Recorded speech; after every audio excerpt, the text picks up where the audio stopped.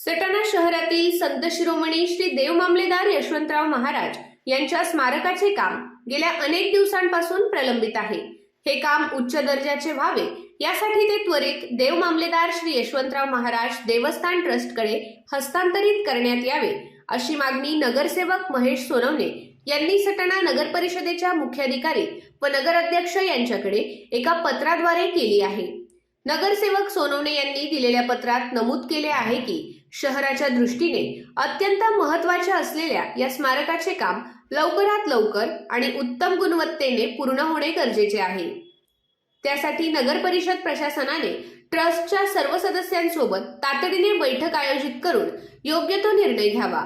हा विषय अत्यंत संवेदनशील व महत्त्वाचा असल्याने आगामी बैठकीत अतितातडीने पटलावर घेण्यात यावा अशी विनंतीही नगरसेवक सोनवणे यांनी पत्राद्वारे केली आहे।